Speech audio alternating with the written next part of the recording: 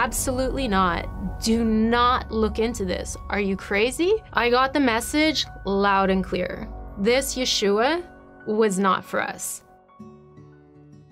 I grew up in a family that was, I would say, like conservadox. My mom grew up Orthodox, my dad grew up Reform, and they kind of switched places. My dad became more Orthodox, and my mom became less.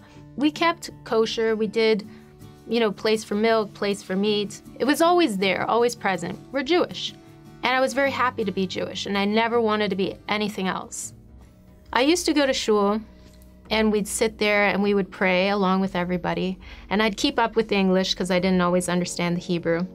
And a lot of the time I could feel God's presence there. I just felt like God is here. But then I would go and I would pray and I wouldn't hear back. I liked synagogue. I loved the liturgy.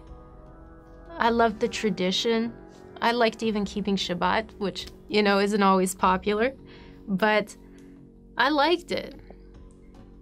But there's a certain emptiness that was there. It's like, there wasn't power. We always talked about God theoretically, but not personally. And I was so hungry for that because that's what you see in the Tanakh. There came a point after my bat mitzvah where it was just so clear that I kept praying all the prayers and I wasn't hearing. And I started to ask God, why? Why is that? And that summer, a cousin of mine came to visit. She'd just become a believer in Yeshua. And then she started talking to us about, Yeshua, could he actually be the Messiah? Really? I mean, what? Jesus is Yeshua? Jesus could possibly be the Messiah? It just seemed so, what? Something went off in my brain like, well, we're waiting for the Messiah. What if he is? How can I find out if he is? I went to church with her once, just because I was curious. And it was crazy. I was surrounded by people that were running around, that were worshiping God. They had their hands up, they were jumping. There were some people my age, there were some people older, and I thought they were all insane. And I was not at all interested in what was going on. But I felt something different. And then my dad found out where we had been. All hell broke loose. My dad freaked out and nearly kicked my cousin out of the house, and she was staying with us. He did not speak to us for 2 weeks. I talked with my sister and my brother because, we had all been together. What do you think? Could he be the Messiah? And my sister was horrified. It was like I just asked the most horrible thing ever, and I could feel this wall come up, absolutely not. Do not look into this. Are you crazy? She said to me, go and look into our own religion. You don't even know enough yet to even think about this. So I started on a path to become Orthodox because I figured that was the way to know God. So I started to look into the prophecies. I wanted to find out, who is the Messiah? What is the Messiah supposed to do? What do people say about the Messiah? As I read, the one that stood out to me the most was a prophet like Moses, a prophet like Moshe, and that everything that he spoke, we would be responsible for doing.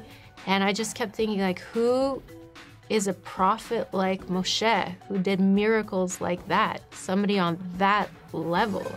And there'd never been anyone like that, really, except for Yeshua.